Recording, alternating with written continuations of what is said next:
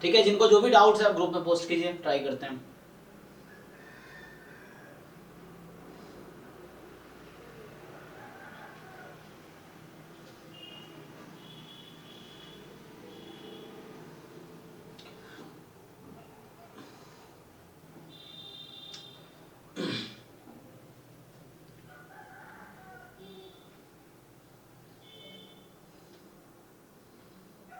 हाँ जी रोहन, इसमें क्या डाउट है आपको?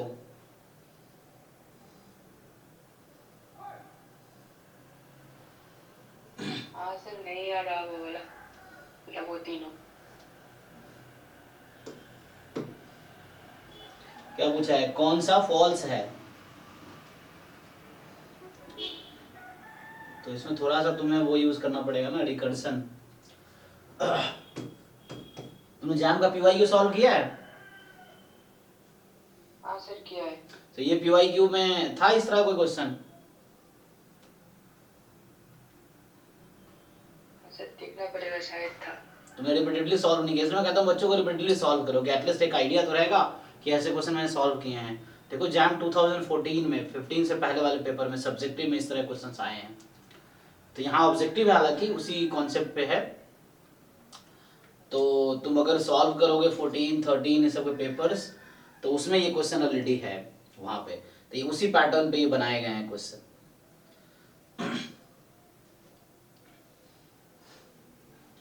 तो यहाँ क्या बोल रहा है तुम्हें कि an+1 जो है, इसलिए पीवाईक्यू ढंग से करो, पीवाईक्यू का कॉन्सेप्ट एटलीस्ट तुम्हारे टिप पे होने चाहिए ना, कि उसके क्वेश्चंस को कैसे अप्रोच कर रहे हैं, कि ये इन्फॉर्मेशन अगर इवन है तो जो हमें फाइंड करना है वहां तक कैसे पहुंचेंगे। तो वही तो अप्रोच हमें सीखना होता है, कि how to start and then how to reach. So वो पीवाईक्यू के क्वेश्चन जब सॉल्व करते हो तो तुम्हें समझ आता है ना, या तो खुद सॉल्व करो, नहीं हो रहा है सॉल्व तो हिंट के लिए तुम बैच 6 का जो प्लेलिस्ट है डिस्क्रिप्शन है व्हाट्सएप ग्रुप के, वहां से देखो, उसमें मिल जाएगा। लेकिन सॉल्व करो ना, ये तुम्हारा काम है। अब ये थोड़ी मेरा काम है कि क्वेश्चन करवा देना, अगर मैं एक एक क्वेश्चन करवा दूंगा तो तुम क्या सीखोगे? तुम, मैं वो बताऊंगा जो तुम्हें डाउट है, जो तुम ट्राई करके आए हो, फिर तुम पूछो कि तुम्हें कहाँ प्रॉब्लम है ना। तो इसमें क्या है देखो, इसको तुम अगर डिफरेंस लोगे अपॉन 2, इसको क्रॉस मल्टीप्लाई करो,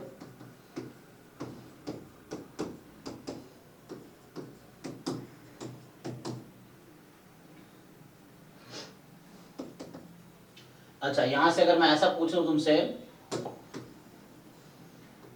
हमें क्या चाहिए?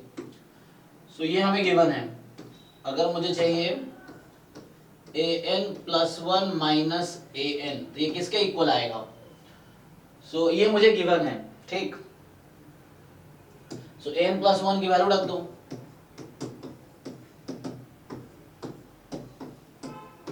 अब इसको सिंप्लीफाई करके बताओ किसके इक्वल आएगा।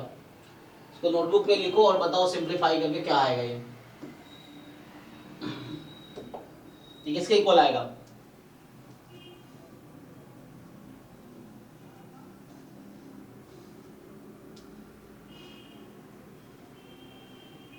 an-1 minus an/2। तो मॉड लगा है तो इसको ये भी कर सकते हो, ठीक है। देखो ओके है। तो यहां से मैंने क्या प्रूव किया, ध्यान से देखो, मैंने ये दिखाया कि an+1 माइनस an का जो मॉड है वो इक्वल है half mod an minus mod an-1। यहां तक ठीक है? ठीक है ना। अब इसी पे सारे ऑप्शन चेक हो जाएंगे इसी फॉर्मूले से। तो अभी सीधा डी ऑप्शन देखो ध्यान से। अब देखो यहाँ पे n को तुम इसमें 2 रखो, इसमें n में n को क्या रखो? 2 रखो, देखो क्या बनेगा। सो ऑप्शन डी जो है n के प्लेस पे 2 रख के देखो क्या बनता है, ये बताओ क्या बनेगा।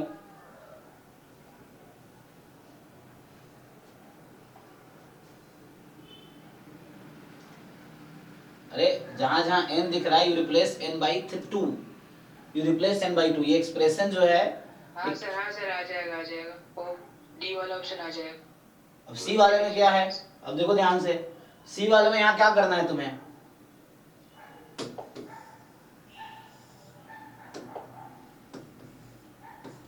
अब जो सी वाला ऑप्शन है चाहे बी वाला ऑप्शन है, इसमें क्या हो रहा है, रिकर्सन यूज हो रहा है ना। देखो ध्यान से, अगर मैं इसको इसी फ्रेम पे लिखना चाहूं, सो इक्वल टू,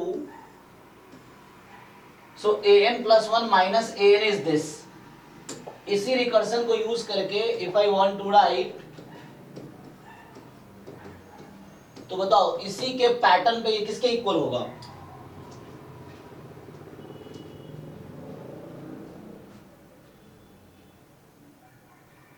दोस्तों यार -1 माइनस n माइनस 2।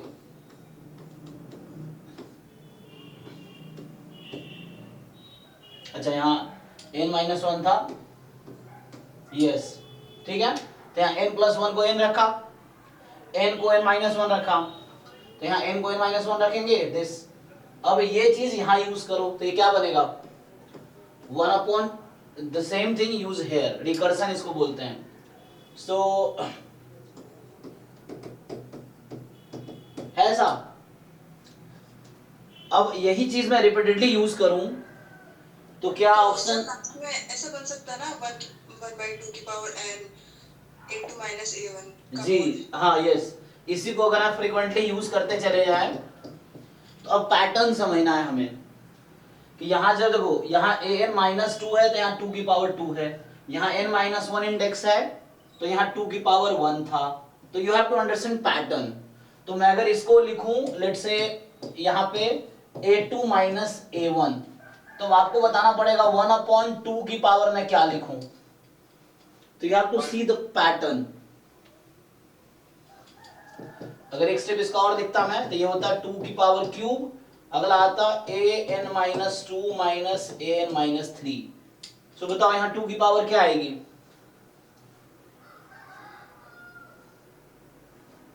यहाँ पे 2 की पावर क्या लिखेंगे, the same thing, this is equal to this. n minus 1। हाँ तो आपको बस क्या करना है, फिट करना है।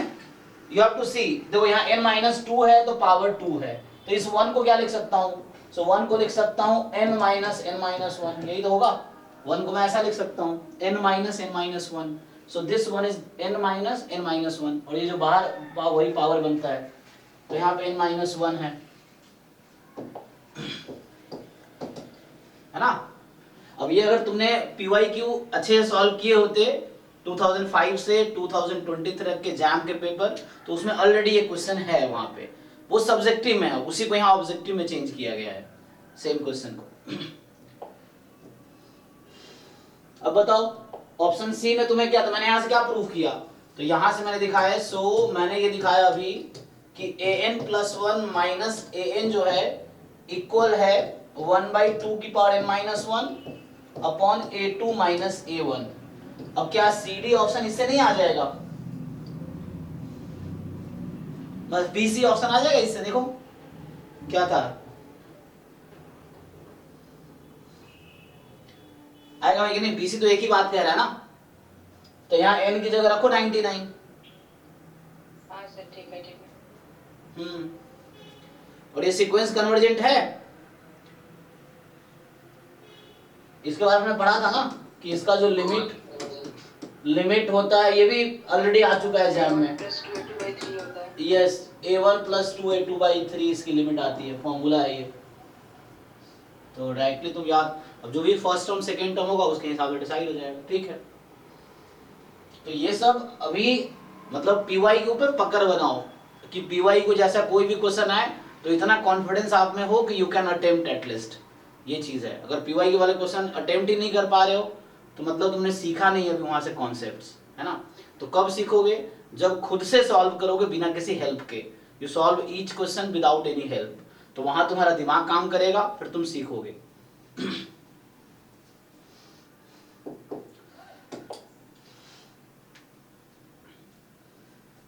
ठीक है, नेक्स्ट में क्या है, W be a sample containing all subset of set A, then E be the event that it always contain 2। तो सोचो क्या होगा,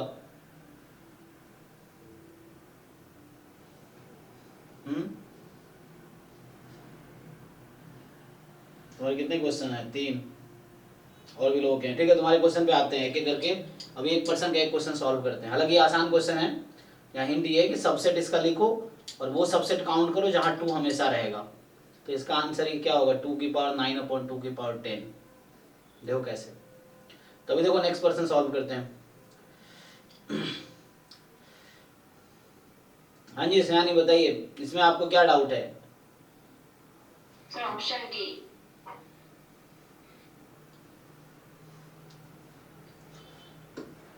ये आपको डिस्ट्रीब्यूशन क्लियर है? ये x1 x2 क्या फॉलो कर रहा है?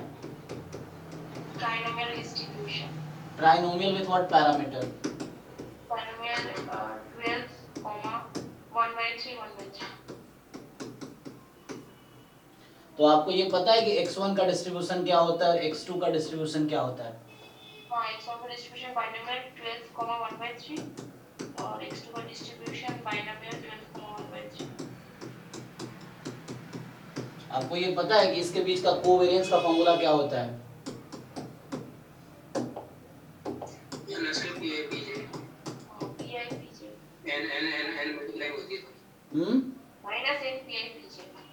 तो क्या होगा?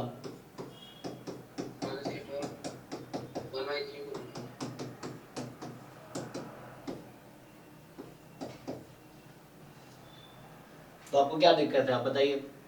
Option D. हाँ, अरे तो इतना इंफॉर्मेशन सफिशिएंट नहीं ऑप्शन डी डिसाइड करने के लिए?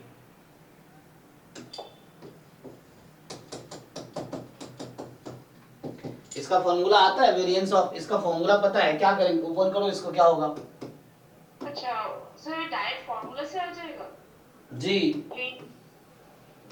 सर? ये ट्राइनोमियल है इसलिए मैंने कुछ अलग सोचा था। हाँ, तो वही तो आपको सोचना। जैसे आप एक तरीके से, मैं आपको यही हर बार सिखाने की कोशिश करता हूँ कि जैसे एक तरीका जो आपको पहली बार दिमाग में आया, अगर उससे नहीं हो रहा है तो हम इस पर जिद पे थोड़ी अड़ जाएंगे कि नहीं मुझे इसी से करना है।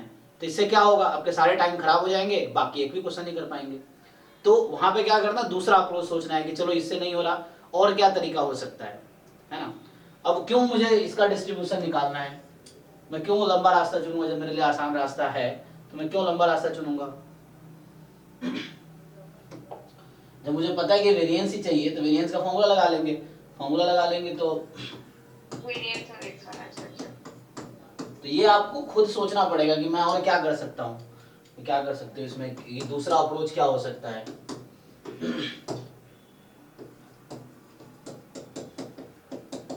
लगाओ, ये सब कुछ पता है आपको इसमें ऑलरेडी, है ना, सारी इंफॉर्मेशन है। सर लेकिन इसका जो वेरिएंस और x1 प्लस x2 जब ले रहे थे तो सर ये मतलब अलग अलग करके जब ले रहे थे तो वो डबल आ रहा था। मतलब क्या डबल आ रहा था? सर ऑप्शन बी में जो है ना, उसमें सर वेरिएंस और x1 प्लस x2 जब ले रही थी तब वो डबल डबल करके आ रहा था। मतलब वेरिएंस और x1 प्लस वेरिएंस और x2 प्लस 2 को ऐसे करके वो बहुत मतलब उसका सम नहीं मैच कर रहा था। इसलिए मैंने सोचा कि वो मतलब वेरिएंस और x1 प्लस 2 x2 नहीं होगा आंसर, इसलिए नहीं किया उस सर। पता नहीं अब इसमें ऑप्शन क्या ट्रू, मुझे आंसर याद तो है नहीं, अब करके देखना पड़ेगा। ऑप्शन ए बी और डी ट्रू है तो तो ऑप्शन ए ट्रू आप प्रूव कर पाए हो कि नहीं? हाँ, ऑप्शन ए बी तो मैंने कर दिया, सिर्फ डी नहीं हो रहा। ठीक है, तो ये डी यहाँ से कर लीजिए इसको put.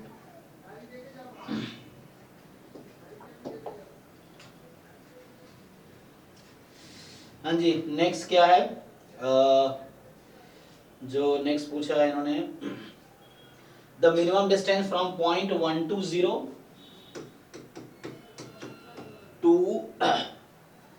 to the curve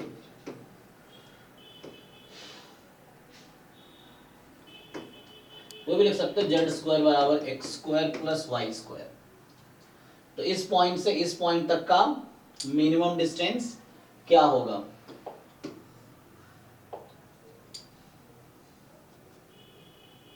is obtained at point this. तो किस पॉइंट पे ऑब्टेन होगा? अब देखो इसके कई सारे अप्रोच हैं आपके पास। सो ये कर्व है,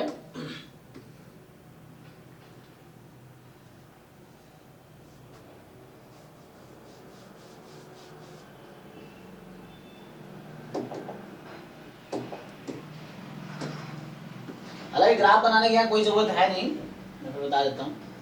तो ये z है,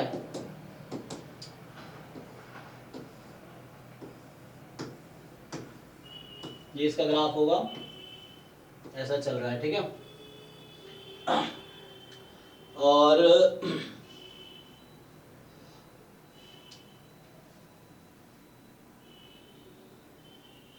तो यहां से क्या होगा, अब मतलब इस पे कोई पॉइंट है P, तो मान लो कोई पॉइंट P इस कर्व पे है x y z, एंड दूसरा point let's say this is Q 1 2 0। So what is distance between P and Q?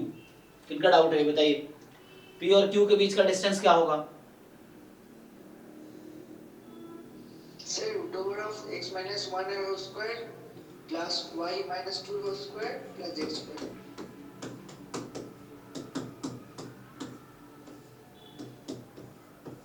मुझे पता नहीं क्यों लग रहा है इस तरह के क्वेश्चन एग्जाम में आए हैं, आए तो हैं, मुझे आइडिया लग रहा है, कुछ देख लो फिर भी। अब ये जो पॉइंट एक्स वाई जेड है कहां पे है, इस कर्व पे है, this point x y z belongs to this curve, so this point will satisfy this equation. तो जेड स्क्वायर को हटा के ये रख दो, तो यहां से एक काम करते हैं, डी स्क्वायर लिख देता हूं,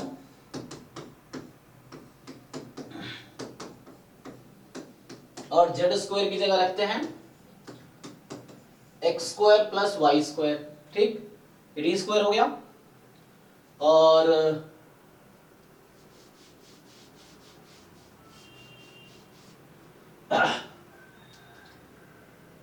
ये कितने वेरिएबल का फंक्शन है, और तुम्हें क्या करना था, you have to minimize distance, तो तुम d को मिनिमाइज करो चाहे d स्क्वायर को मिनिमाइज करो, क्रिटिकल पॉइंट सेम रहेगा, मिनिमम वैल्यू बाद में d की निकालना। तुम्हें ये नहीं पूछ रहा कि मिनिमम वैल्यू क्या है, डिस्टेंस, मिनिमम डिस्टेंस क्या है वो नहीं पूछ रहा, पूछ रहा किस पॉइंट पे मिनिमम डिस्टेंस है, मतलब इस फंक्शन का तुम्हें point of local minima decide करना है।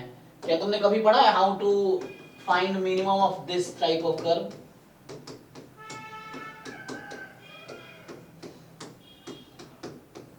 बताओ भाई, क्या आपने ऐसे कोई क्वेश्चंस देखे हैं जहां पे इस फंक्शन को मिनिमाइज, इस फंक्शन को मिनिमाइज कैसे करते हैं? सर इसको पार्शियल डेरिवेटिव लेंगे, इसको जीरो के ऊपर कर देंगे और फिर यहाँ मिनिमम एक्सपेक्ट करेंगे, हेसियन मैट्रिक्स से देखेंगे। हाँ जी, जिनका डाउट हो बताइए, समझ आ रहा है कि करूँ आगे? हाँ सर, हो जाएगा। अब सिंपली आप इसकी एक फंक्शन है, इस फंक्शन को मुझे मिनिमाइज करना है, तो यू फाइंड क्रिटिकल पॉइंट, अब क्रिटिकल पॉइंट को टेस्ट करो, उस पर मिनिमा आएगा, तो जो क्रिटिकल पॉइंट मिनिमा देगा वही करेक्ट आंसर है, तो मे बी सी ऑप्शन ही आएगा, चेक करके देखो। सो मिनिमाइज करो इस फंक्शन को, क्योंकि मुझे डिस्टेंस मिनिमाइज करना था, डिस्टेंस लिख दिया मैंने, अब मुझे इसको मिनिमाइज करना है। तो मैं ये क्यों नहीं लिया फंक्शन, क्योंकि ये रूट है ना, डिफरेंशिएशन करना थोड़ा मुश्किल होगा, तो हालांकि क्रिटिकल पॉइंट यहाँ से वही आएगी, तो उसमें डिफरेंशिएशन से अलग थोड़ा डिफरेंशिएशन प्रॉब्लम होगा, इसलिए डिफरेंशिएशन को इजी बनाने के लिए मैंने डी स्क्वायर को फंक्शन लिया। अब इससे क्रिटिकल पॉइंट वही आएगा, चेंज नहीं आएगा, ठीक है, क्रिटिकल पॉइंट सेम मिलेगा, अगर तुम फंक्शन इसको लोगे उससे भी क्रिटिकल पॉइंट वही मिलेगा जो यहाँ से मिलेगा। मिनिमाइज करो, यहाँ से पॉइंट आ जाएगा। नेक्स्ट क्वेश्चन जो है कि random variable x denote the number of fair dice thrown with PMF this, okay,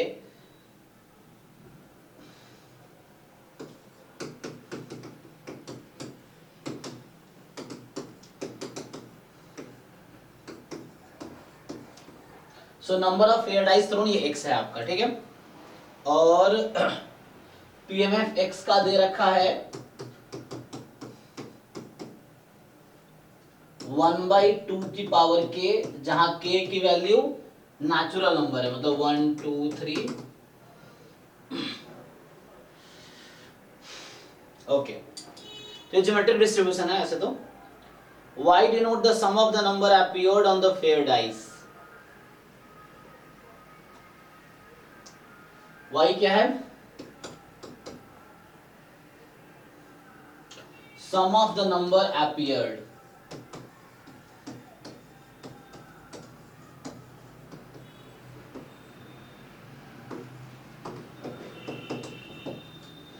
मुझे ये बताओ, देखो अभी k बराबर 1 का मतलब क्या है, x का सपोर्ट है 1 2 3 4 5 6 डॉट डॉट डॉट, ठीक, तुमसे पूछ रहा है ये या तो एक डाइस थ्रो करेंगे या 2 डाइस, 3 डाइस, 4 डाइस, 5 डाइस, वो पॉसिबिलिटीज हैं।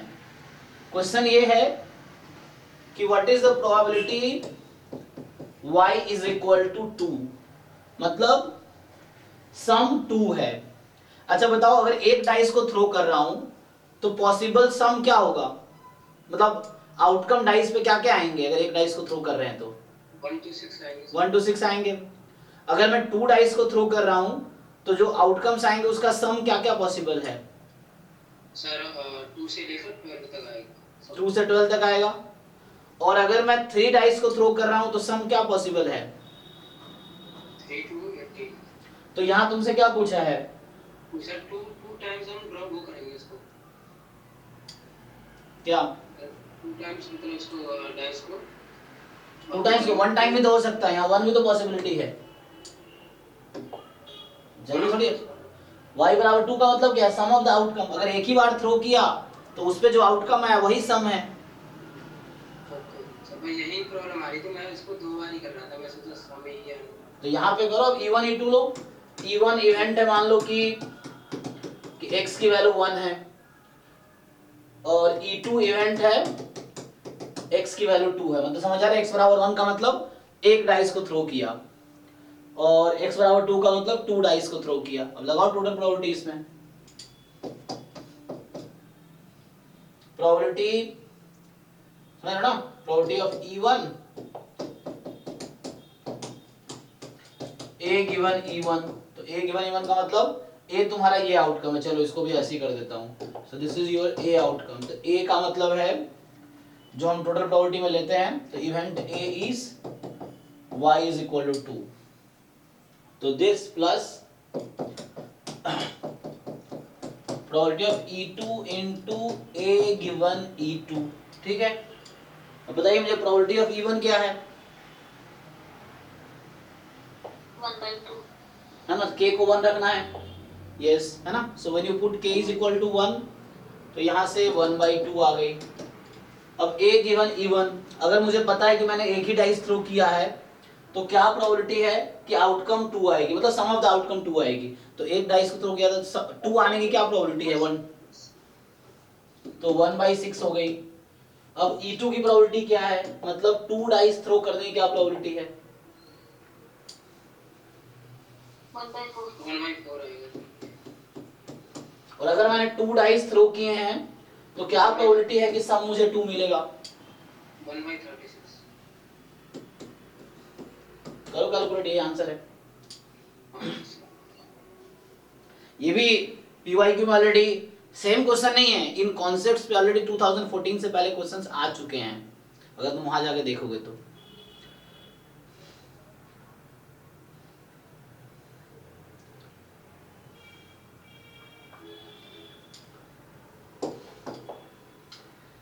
ये जो नेक्स्ट क्वेश्चन है कि x1 x2 x25, x1 से लेके x25 यूनिफॉर्म -1 1 है, और s जो है हमारे पास x1 से लेके x25 तक है, ठीक। तो हमारे पास x1 से लेके x25 तक है। तो बताओ भाई इसमें क्या होगा? हमें मेनली पता है क्या जरूरत है, हमें जरूरत है इसका मीन का। तो यहां से ईच xi का मीन कितना है? 0। और वेरिएंस कितना है? 1/3। b माइनस a है ना, होल स्क्वायर बाई 12, 2/3। तो 1/3। तो एक्सपेक्टेशन ऑफ s क्या होगा? 0 होगा। एंड वेरिएंस ऑफ s क्या होगा? 25/3। 25। चेक करो क्या होगा। यही होगा सर। सो अब यहां पूछ रहा है कि प्रोबेबिलिटी S4 जो है मोर देन इक्वल टू 625। तो मुझे ये बताओ, अगर मैं दोनों तरफ स्क्वायर लूं, दोनों तरफ रूट ले लूं, तो क्या बनेगा? या रूट नहीं लूं यहाँ पे अगर मैं, चलो तुम्हें समझाने के लिए ऐसा लिख देता हूँ, 625 का रूट क्या होगा? 25। अब फिर से इसमें रूट लगाओ, तो एस स्क्वायर का रूट किसके इक्वल होगा? देखो यहाँ मैंने क्या किया, यहाँ मैंने स्क्वायर रूट यहाँ भी लगाए, यहाँ भी लगाए, तो S4 का स्क्वायर रूट एस स्क्वायर आया। अब मैं इसमें फिर से स्क्वायर रूट लगाता हूं, तो क्या बनेगा ये? greater than equal to 5 नहीं, मॉड मतलब इसका एस स्क्वायर का, modulus of x और ऑफ एस लेस देन 5। ठीक है जी। अगर आप यहाँ सिर्फ s लिखोगे तो गलत होगा। एस स्क्वायर का रूट मॉड s होता है, एक्स स्क्वायर का रूट मॉड x होता है। ये है। अब लगाओ चेबीशेव इनइक्वालिटी, क्या फॉर्म है इसका? Probability s minus mu, mu इसका 0 है ना, लेस देन इक्वल टू 5 है, तो चेबीशेव कहता है तो ये हो जाएगा more than equal to 1 minus sigma square, किसका सिग्मा स्क्वायर? s का, variance of s। Greater than आएगा, ये यहाँ पर ग्रेटर देन चल रहा है। नोट लेने पर अच्छा एक मिनट, मैंने क्या गलत कर दिया क्या? एक मिनट, ओ अच्छा उल्टा कर दिया। हाँ, वो मैंने इनइक्वालिटी गलती से बदल दिया। तो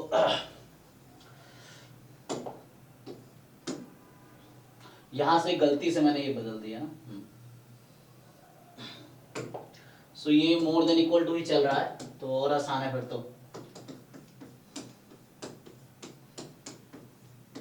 तो s माइनस म्यू है ना, या x minus mu more than equal to k less than equal to variance of that random variable upon k square. Minus होगा। ध्यान से देखो, ऐसे एग्जाम में गलती करोगे, चेक करो ठीक से। 1 माइनस तब होता जब वो ऐसा होता है ना।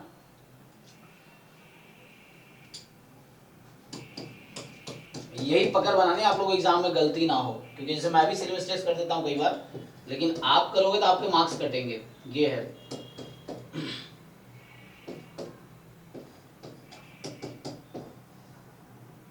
ठीक है जी, तो ये वाला फॉर्मूला है और इसी का इक्विवेलेंट है कि दूसरे तरीके से इसी को लिखते हैं हम लोग।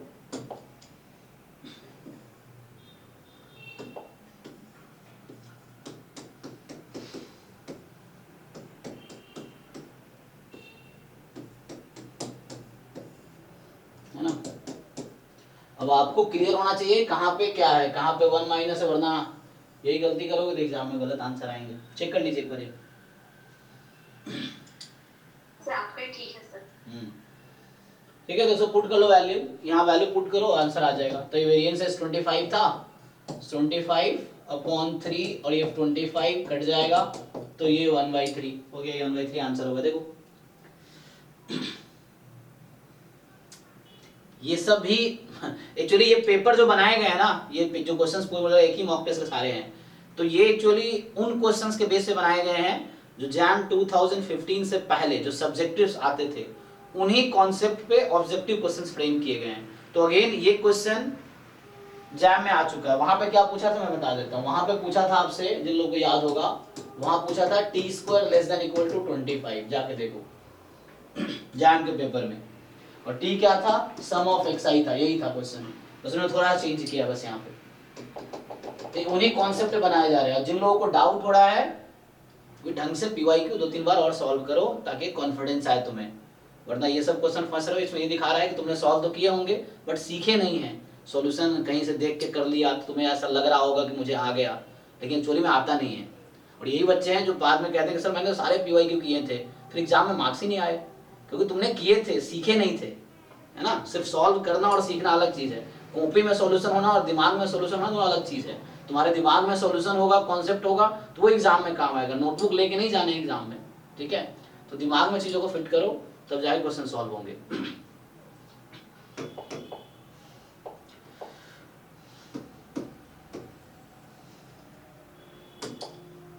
ठीक है, मुझे ये सब कैसे याद है? मैंने इतनी बार सॉल्व कराए हैं क्लास में कि याद हो गया है। सेम तुम्हें भी यही करना, तुम इतनी बार रिवाइज कर लो कि तुम्हें चीजें याद हो जाए।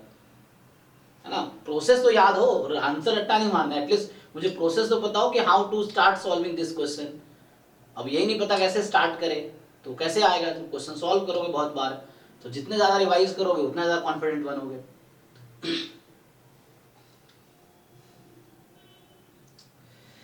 चलिए देखिए नेक्स्ट क्वेश्चन जो है,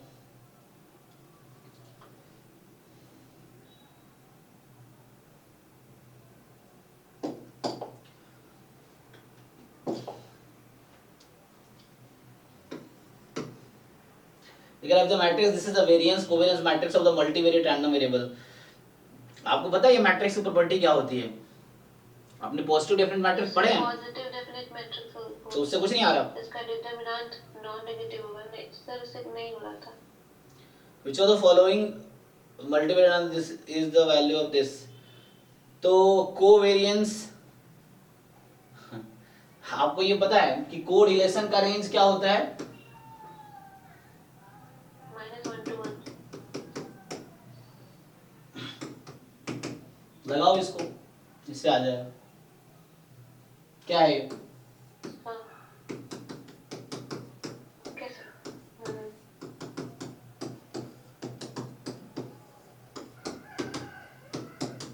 इस पे आंसर आ जाएगा।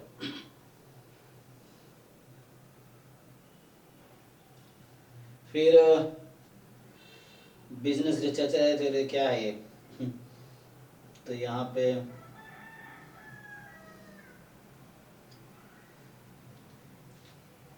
तो इसमें बस कंफर्म करना था कि null hypothesis is the hypothesis of no rejection. तो इसमें जो ये अज्यूम करता है वही नल हाइपोथेसिस देंगे, तो इसमें आंसर पता नहीं है तो of business etc theory that the average age of a managers in particular industry is over 35 years। तो उसको मैं एवरेज जो है 35 ज्यादा है। he want to prove this। Okay, तो हम लोग टेस्ट जनरली H0 को ही करते हैं। तो इन कंडक्टिंग कुछ बुक में क्या है, H अल्टरनेटिव लेता भी नहीं, वो सिर्फ H0 पे काम करता है और कहीं अल्टरनेटिव यूज भी नहीं करता, बहुत रेयरली यूज करता है, वो सारे काम H0 से करता है। So in conducting a statistical test on this theory the null hypothesis would be population mean is less than 35, population mean is not equal to 35, population mean is less than or equal to 35, population mean greater than or equal to 35। सो यहाँ पे ये test क्या करना चाह रहा है कि जो 35 ईयर से ज्यादा है, मतलब वो अज्यूम कर रहा है। हाँ, प्रूव कर रहे हैं उसको। और इसको ये प्रूफ करना है। तो वी रिजेक्ट H0 है ना, या we fail to reject H0, यही होता है हमारे पास। तो प्रूव करना है, इसका मतलब ये फेल टू रिजेक्ट H0 हो, मतलब ये अगर ट्राई करना चाहेगा तो will try to reject this. नहीं, मतलब ये स्टेटमेंट इसका अजम्पशन है ना, तो और इसको प्रूव करना चाह रहा है ये। तो वो मान रहा है कि मतलब जो पर्टिकुलर एज ग्रुप 35 ईयर से ज्यादा है, अब उस तो हम null hypothesis the hypothesis of no rejection, तो हम नल हाइपोथेसिस जो अज्यूम कर रहा है वही लेके चलेंगे या फिर लेस देन, मतलब वही कंफर्म करते हैं। तो इसने ग्रेटर देन वाला ऑप्शन दिया है, ग्रेटर देन इक्वल टू 35 दिया है। हाँ, तो मुझे लगता है कि क्योंकि यहाँ पे जो टेस्ट करना चाह रहा है, जो एवरेज एज है मान लो, तो मोर देन इक्वल टू 35 और H1 म्यू लेस देन 35, तो होना तो यही चाहिए, क्योंकि जो ये टेस्ट करना हम जनरली चाहते हैं उसमें ही हम ये काम करते हैं। तो म्यू लेस देन 35 होगा। अच्छा, इसका बेसिस क्या होना चाहिए, क्वेश्चन ये है ना। अच्छा, तो इसमें आंसर की में कुछ नहीं दिया है, आंसर की ऑफिशियल आंसर की नहीं है। नहीं। ओके,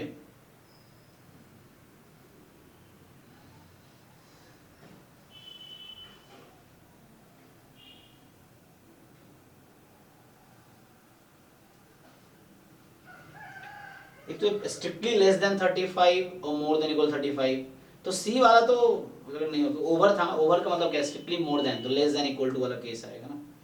हाँ ओवर का मतलब स्ट्रिक्टली मोर देन है, तो सी डी में से ही कोई करेक्ट होगा।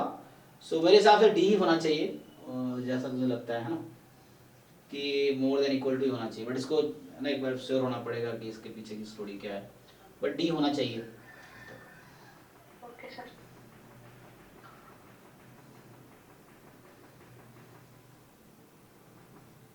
इसमें क्या है आपके, और किसी क्वेश्चन है? अभी देखते हैं आपके और क्वेश्चंस, क्योंकि बाकी लोग के भी हैं। हाँ जी दिव्या, इसमें क्या डाउट है आपको कि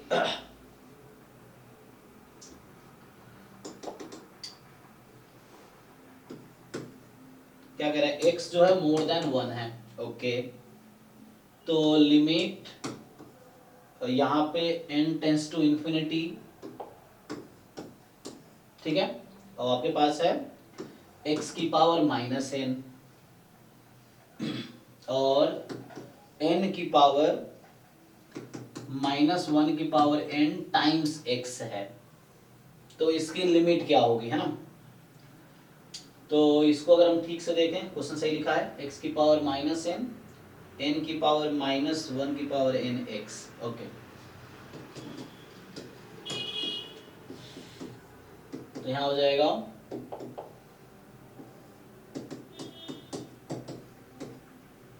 x पावर में है ना,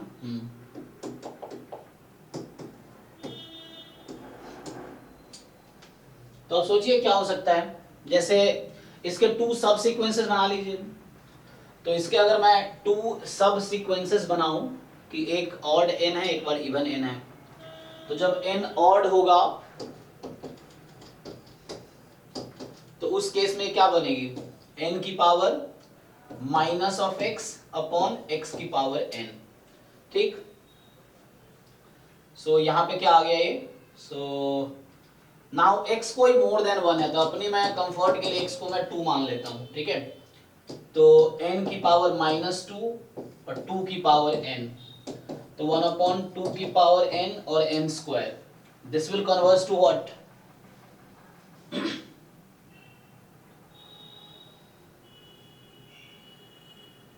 हाँ जी बताइए, किसका डाउट है क्लास में, जिनका ये डाउट है।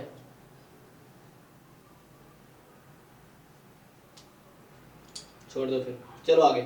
तो नेक्स्ट जो है, हाँ जी संजय, तो इसमें क्या है कि 3 coins are tossed, okay, and x denote the number of heads on the first 2 coin, अच्छा ये स्पेलिंग मिस्टेक हुआ है, सो 3 कॉइन को टॉस किया और x डिनोट कर रहा है कि number of heads on the first 2 coins, पहले 2 कॉइन पे जो आउटकम आया वो x है, some number of heads on the first 2 coins, okay, 3 coin को टॉस किया ना हमने। y denote the number of tails and the last 2, फिर ऑन द लास्ट 2, ये लोग ठीक से ना पुटिंग नहीं किए, कौन सा 13 नंबर टेस्ट है, कौन लोग करता है ये। So z denote the number of heads on the last 2, then expectation z, y का यहाँ पर वो कुछ दिया नहीं हुआ है, तो y का जरूरत भी नहीं है ना, नहीं y जो है नंबर ऑफ टेल्स है on the last 2, but y का जरूरत नहीं है ना, हमें है जरूरत, हमें तो XZ में आंसर चाहिए। तो आज तो 13 का ही डिस्कशन है ना मॉक टेस्ट, तो अभी क्यों पूछ रहे हो तुम, 7 to 9 में 13 का ही डिस्कशन है आज, मॉक टेस्ट 13 का, ठीक है। तो किनका रह गया, चलो अच्छा, इधर एक दो शुरू में 1-2 क्वेश्चन थे, एक देख लेते हैं इनका क्या था, रोहन का। हाँ जी भाई देखो, जो रोहन का सेकंड क्वेश्चन था जो स्टार्टिंग में भेजा था ना, मैंने एक ही किए थे इनके। सो दूसरा क्वेश्चन जो है कि आपको बोला है ए W सैंपल स्पेस है containing all subset of A, तो ध्यान दो W क्या है, मतलब power set of A, A क्या है, A में टोटल 1 से लेके 10 तक है, तो तो मुझे बताओ number of element in W, W sample space actually, जिसमें सारे सबसेट हैं इसके। तो इस सेट के पास कितने सबसेट हैं टोटल? हाँ जी रोहन, इसका डाउट बताइए। ये भी गया तो सर हाँ बताइए आंसर इसका। इसके पास कितने सबसेट है? एक सेट में n एलिमेंट है तो उसके पास कितने सबसेट होते हैं? 2 की पावर n। हाँ 2 की पावर n। ये फॉर्मूला याद रखना पड़ेगा वरना ये सब बेसिक्स हैं, क्लास 11 12 में आपने पढ़े होंगे। तो W में टोटल जो नंबर ऑफ एलिमेंट है, सो number of element in W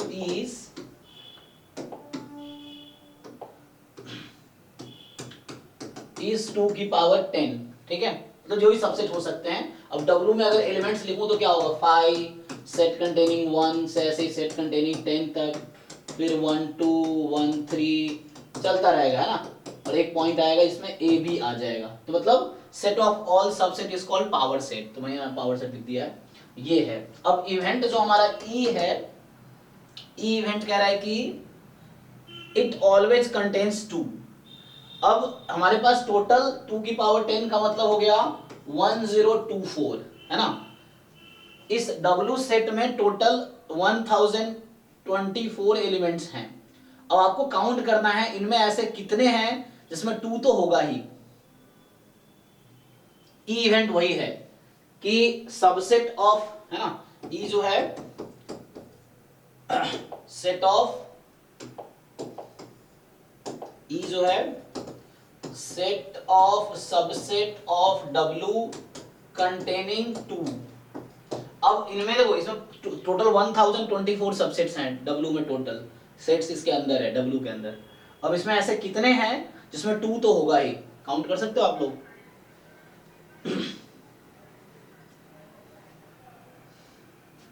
sir 2 to the power 9 होगा ना? हाँ कैसे? सर 2 ऑलवेज होगा, 9 रिमेनिंग स्पॉट्स है। यस तो जैसे क्या है सिंपली हमारे पास कि जैसे 1 3 5 7 9 तक चले जाओ, 2 को हटा दिया मैंने। इसके टोटल कितने सबसेट हैं? ये 9, इसमें 9 एलिमेंट्स हैं, सॉरी 10 तक जाएगा, 10 तक, हाँ 10 तक जाएगा। मतलब 1 से 10 तक सारे लिख दिए 2 को छोड़ के। तो इसके टोटल सबसेट होंगे 2 की पावर 9।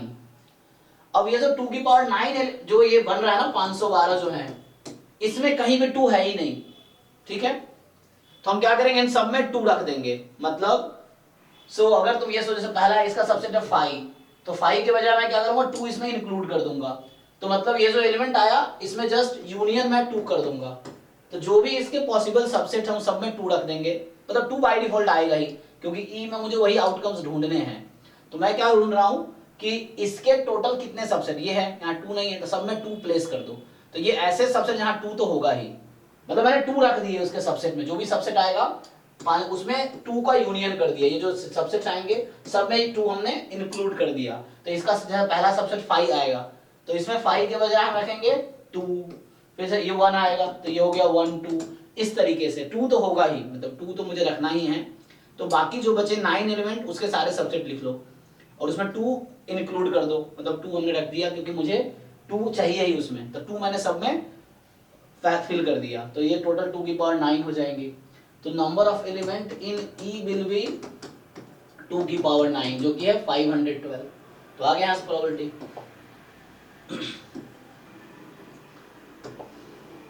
सो यहाँ से probability of event E is equal to 2 की पावर 9 अपॉन 2 की पावर 10, ठीक है।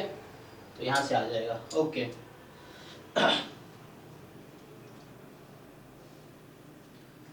नेक्स्ट जो है हमने शायद सॉल्व किया था एक बार, देखो। तो limit n tends to infinity, sir वो हो गया सर। हो गया, ओके। तो ठीक है, देखिए आगे जिनका रह गया है। हाँ जी देखिए हाँ इसमें क्या है, नेक्स्ट कह रहा है फॉर टेस्टिंग h जहां mu is equal to mu naught है against mu not equal to mu naught based on the random sample from normal mu sigma square. The best test is most powerful test, uniformly most powerful test, uniformly most powerful unbiased test, या Wilcoxon मान Whitney test. तो ये तो non parametric हो गया ना, विल्कॉक्सन मान Whitney वाला जो है। तो यस सर, वो तो नहीं होगा। मोस्ट पावरफुल है ना, तो मेनली जो होगा ये तो बी और सी में से एक होगा, क्योंकि मोस्ट पावरफुल टेस्ट क्या है कि अलग अलग अल्टरनेटिव अलग अलग होगा। यूनिफॉर्मली मोस्ट पावरफुल क्या है कि चाहे आपका अल्टरनेटिव में म्यू कुछ भी हो, it has a common critical reason. तो सी लग रहा है ऐसे देखने से, मतलब इसका आपको थोड़ा पढ़ना पड़ेगा कि अनबायस्ड टेस्ट की स्पेशल क्या प्रॉपर्टीज हैं, है ना, क्योंकि यूएमपी भी है अनबायस्ड भी है। तो अनबायस्ड में क्या था कि power should be more than equal to alpha, ये कंडीशन आता है ना। Yes sir. हाँ सी होगा। ये तो मतलब ये सब एक्चुअली उस टाइप का क्वेश्चन है, थ्योरम बेस्ड क्वेश्चन है ना, ये स्टेटमेंट बेस्ड क्वेश्चन है जो कि आप एग्जाम में प्रूव भी नहीं कर सकते, क्योंकि ये सब, क्योंकि एक नया स्टूडेंट प्रूव भी नहीं कर सकता। इसका प्रूफ बुक में भी अगर आप देखेंगे इस तरह के स्टेटमेंट का तो बहुत लेंदी होगा, कॉम्परेटिव है ना ये, तो प्रूफ नहीं, आपको या तो याद है या नहीं है, इसमें सिंपल या तो आता है या नहीं आता है, आप कुछ कर नहीं सकते। हाँ डिस्कार्ड कर सकते हैं ऑप्शंस को, बट एग्जाम में प्रूफ तो नहीं कर सकते इस तरह क्वेश्चन। ये स्टेटमेंट बेस्ड क्वेश्चन है, थ्योरम बेस्ड क्वेश्चन है, जिनको स्टेटमेंट याद है डायरेक्टली कर पाएंगे, या जिनको कॉन्सेप्ट उस तरह से क्लियर है तो हो जाएगा। तो सी होना चाहिए। और नेक्स्ट क्या है, following hypothesis H is simple hypothesis, इसमें कुछ दिया ही नहीं है। इसमें अच्छा ए एंड बी में था, ए में सिग्मा दिया हुआ नहीं है, तो ये सिंपल नहीं होगा ना। लेकिन आपको कैसे पता नॉर्मल की बात कर रहा है ये? नहीं, एक्स इज नॉर्मल लिखा है। अच्छा इसमें ओके, एक मिनट, हाँ ऑप्शन में लिखा है, ठीक है। Following hypothesis H is simple, okay हमें चेक करना है ऑप्शन के हिसाब से। तो पहले में एक्स नॉर्मल है, तो यहाँ म्यू सिग्मा स्क्वायर के बारे में बोला नहीं कुछ, तो पहला तो गलत होगा। बी वाले में रिवर्स डाउट है, सी तो सी और डी तो नहीं होगा क्योंकि सेट नहीं है। हाँ ये मोर देन वन वैल्यू आ गया, तो बी ही होगा फिर, तो बचा तो यही ना। क्या बचता है इसमें देखिए जरा, एक्स इज, एक्सपोनेंशियल कौन सा डिस्ट्रीब्यूशन है? तो ये हालांकि यहाँ सिलेबस में नहीं है। नेगेटिव बाइनोमियल क्या होता है, नेगेटिव उसका डिस्ट्रीब्यूशन देख लीजिए ऑनलाइन या बुक्स में। नेगेटिव एक्सपोनेंशियल कोई डिस्ट्रीब्यूशन है, उसमें क्या बोल रहा है कि पॉपुलेशन मीन इज 2.2, यही होगा फिर। बचा तो यही। इसका पीडीएफ क्या है, हालांकि सिलेबस में तो ये भी नहीं, ना जैम में ना गेट में था नेगेटिव एक्सपोनेंशियल, बट ये होता क्या है, उसमें क्या है थोड़ा सा वो किया होगा, शिफ्ट किया होगा पैरामीटर को, वो डोमेन और सपोर्ट को, और एक नया पैरामीटर में भी देखता हूँ।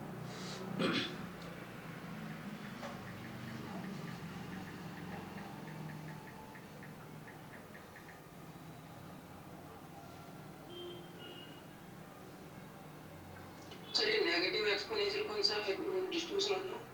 नहीं ये आपके काम का नहीं है, ये जैम गेट के सिलेबस में नहीं है, ये आईएसएस का क्वेश्चन है, पीवाईक्यू कर रहे हैं। तो f with the distribution function of negative exponential distribution with parameter lambda, तो ये वही एक्सपोनेंशियल डिस्ट्रीब्यूशन कोई बोल रहा है नेगेटिव एक्सपोनेंशियल। एक्चुअली जो एक्सपोनेंशियल डिस्ट्रीब्यूशन हम बोलते हैं, तो यहाँ इन्होंने लिखा हुआ है कि इसका जो सीडीएफ इन्होंने लिख रखा है 1 माइनस ई की power minus lambda x, x more than 0। तो x is a random variable having negative exponential distribution, और इसका सीडीएफ ये है। एक्चुअली एक्सपोनेंशियल डिस्ट्रीब्यूशन का ही दूसरा नाम नेगेटिव एक्सपोनेंशियल। डिस्ट्रीब्यूशन से ज्यादा कुछ वैसे लेना नहीं। हाँ हमें वो भी देखना क्या है, मतलब मेन तो पैरामीटर से था। तो एक्चुअली नेगेटिव एक्सपोनेंशियल या exponential lambda it's the same thing, तो वो सेम ही चीज है। मुझे लगता है सर नेगेटिव इसलिए दिया है क्योंकि उसमें नेगेटिव साइन होता है। अच्छा आप ऐसे नेगेटिव, हाँ वो तुम देख सकते हो, इसमें क्या है कि और पॉजिटिव होगा तो वो ऊपर की तरफ जाएगा। हो सकता, मतलब वही कुछ नया नहीं है वर्ड का, बस है। तो एक्सपोनेंशियल डिस्ट्रीब्यूशन को ही ये लोग नेगेटिव एक्सपोनेंशियल डिस्ट्रीब्यूशन बोल रहे हैं। अच्छा देखो यहाँ लिखा भी है, इन probability theory the exponential distribution और नेगेटिव एक्सपोनेंशियल डिस्ट्रीब्यूशन, मतलब वो दोनों सेम चीज है। तो एक्सपोनेंशियल डिस्ट्रीब्यूशन को ही नेगेटिव एक्सपोनेंशियल डिस्ट्रीब्यूशन भी बोलते हैं। ओके तो ठीक है, एक्सपोनेंशियल लैम्डा लैम्डा 2.2 दे दिया, हो गया है सिंपल, इसमें कुछ खास तो है नहीं। नेक्स्ट है, which of the following distribution is not complete, लगाइए डेफिनेशन कंप्लीटनेस का। So option A not complete होगा, तो ये किस बेसिस पे कैसे करेंगे? तो आप दिमाग लगाइए ना, कंप्लीटनेस का डेफिनेशन लगाइए। क्या होता है, हम x को कब कंप्लीट बोलते हैं? x is complete if and only if, क्या है डेफिनेशन इसका? Probability of x is equals to 0 is 1। नहीं, ये थोड़ी है, मैं डीजेनरेट थोड़ी पूछ रहा हूँ, क्या बता रहे हो आप, पता नहीं। हाँ जी, कोई बताओ, कंप्लीट डिस्ट्रीब्यूशन या कंप्लीट एस्टिमेटर? एस्टिमेटर तो रैंडम वेरिएबल ही होता है ना, तो अगर कोई इसकी एक्सपेक्टेशन 0 नहीं, आप एक्सपेक्टेशन 0 की प्रोबेबिलिटी 1। सॉरी, आपको डेफिनेशन लिखनी है। एक्सपेक्टेशन ऑफ IT लेते हैं उस तरीके से, expectation of IT equal to 0। Expectation of x is equal to 0 implies x is equal to 0 with probability 1, ये पूरा डेफिनेशन है ना? या कुछ बुक में ऐसा लिखा रहेगा। सो चेक कीजिए। हाँ, मतलब वहां पे, अच्छा ये तो मैं सिर्फ इसके लिए बात कर रहा हूँ, इस एग्जांपल के लिए, हालांकि मतलब मैं इसको जस्टिफाई कर रहा था। हाँ, डेफिनेशन एक्चुअली वो वाला है ना, gx वाला है, सही बता रहे हैं। हाँ, मतलब ये जो मैं अभी लिखा था उसके थ्रू ये प्रूव हो जाएगा नॉन कंप्लीट है। तो यहाँ से क्या आएगा, probability of gx is identically 0 या probability of gx being 0 is 1, मतलब ये पूरा सैंपल स्पेस को कवर कर लेगा। तो ये चीज है, इसका मतलब ये होता है कि probability omega belongs to sample space such that g of x omega is equal to 0, तो this probability should be 1। या आपने देखा होगा gx is 0 for all x belongs to support of x, ये भी है। ये डेफिनेशन है कंप्लीट का। Expectation of gx 0 then gx is 0 for all x belongs to support of x।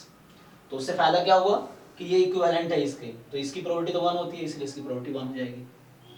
तो यहाँ से बताइए कि अगर मैं gx को तत्काल x लेता हूँ, तो ex यहाँ पे क्या है, व्हाट इज एक्सपेक्टेशन हियर? ये तो जैम में आया हुआ क्वेश्चन है, आप भी जैम का पीवाईक्यू ठीक से कीजिए, ऑलरेडी जैम में पूछा हुआ क्वेश्चन है। आप देखिए वहाँ पे एक ऑप्शन था उसमें कि दिस इज कंप्लीट और नॉट, जैम का ही क्वेश्चन है हालांकि।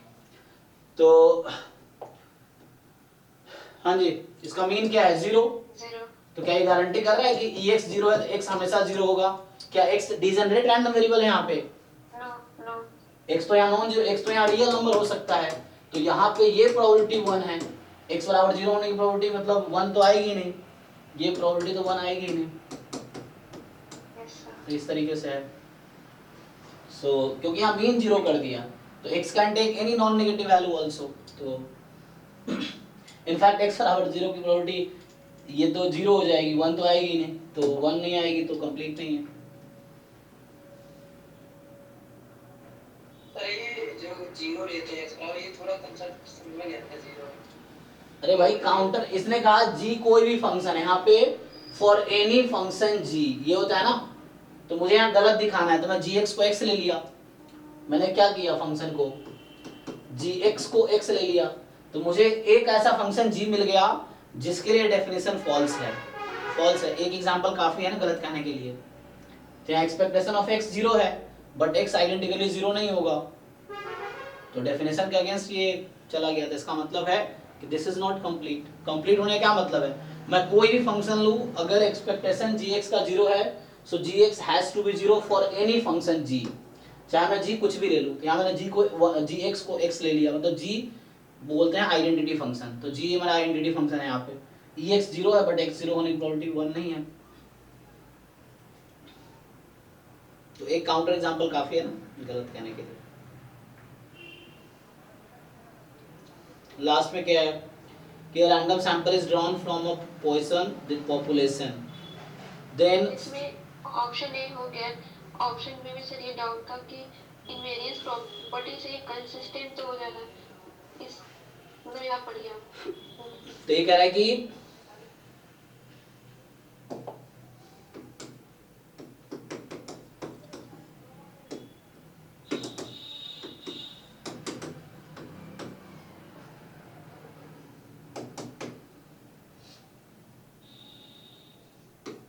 so x bar is consistent estimator of sample and sample variance is यहाँ सैंपल मीन होगा ना, sample mean is consistent estimator of so this converges in probability to mu, population mean होना चाहिए, and sample variance is consistent estimator of population variance. Sample variance किसको बोलते हैं? 1/n-1 वही s square या summation xi minus x bar whole square. तो क्या ये कन्वर्ज करती है इन प्रोबेबिलिटी टू, तो यहाँ पे तो ये लैम्डा हो गया, तो s square converges in probability to what? Lambda. Yes, sir. तो यहाँ पे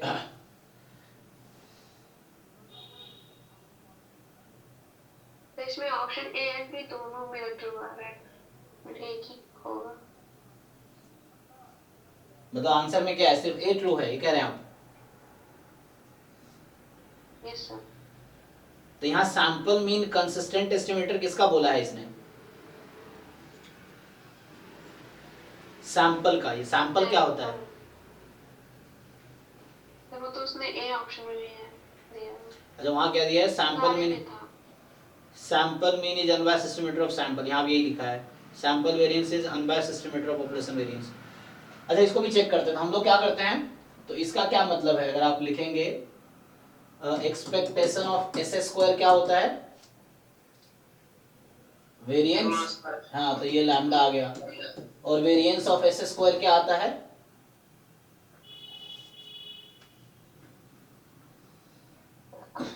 यहाँ एस स्क्वायर में 1/n वाला है। उसके बाद फॉर्मूला है। हाँ, ms वाला ही होगा फिर। तो ये भी n टेंस टू इन्फिनिटी पे क्या हो जाएगी? स्क्वायर 0 चली जाएगी, तो ठीक है। तो यहाँ से मीन लैम्डा है, ये है, तो ठीक है, s square converges in probability to lambda. तो ठीक है, मतलब करेक्ट करेक्ट दोनों होना चाहिए अगर ऐसा है तो। अनबायस्ड दोनों हैं, कंसिस्टेंट भी दोनों हैं, दोनों करेक्ट ही होना चाहिए। ये तो कंसिस्टेंट में एक बार आप कहते हैं अगर ये इस प्रॉपर्टी से प्रूव होता है तो जरूरी नहीं है कंसिस्टेंट हो। नहीं नहीं, इससे प्रूव नहीं होता है तो जरूरी नहीं है, मतलब दिस इम्प्लाइज कंसिस्टेंसी। अगर ये फेल हो जाता है तो कुछ नहीं कह सकते।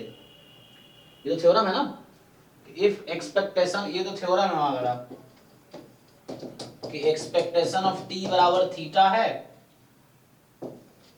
Limit n tends to infinity पे, and variance of T limit n tends to infinity पे 0 है, तो ये गारंटी करता है कि t will converge in probability to theta. ये वन वे थ्योरम है, मतलब अगर ये फेल हो गया तो कुछ नहीं कह सकते, ऐसा है। बट जनरली स्टैंडर्ड डिस्ट्रीब्यूशन के लिए ये वर्क कर जाता है, if and only if you can work. But ऐसा बुक्स में आप कहीं ऐसा नहीं लिखा होगा, देखेंगे इफ एंड ओनली इफ नहीं है ये, this theorem is not if and only if, कि अगर ये कंसिस्टेंट है तो ऐसा होगा, या ऐसा नहीं हो रहा है तो कंसिस्टेंट नहीं है, ऐसा नहीं होगा। अगर ऐसा हो रहा है तो गारंटी देता है कि कंसिस्टेंट है ये।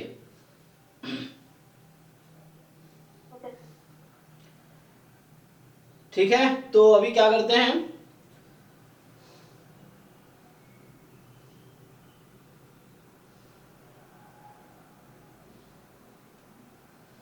तो अभी हम लोग स्टार्ट करते हैं मॉक टेस्ट जो फुल लेंथ टेस्ट 13 है उसका डिस्कशन। तो 5 मिनट का ब्रेक ले लो, फिर मैं स्टार्ट करता हूँ। जब तक देख लो मॉक टेस्ट फुल लेंथ 13 में क्या डाउट है।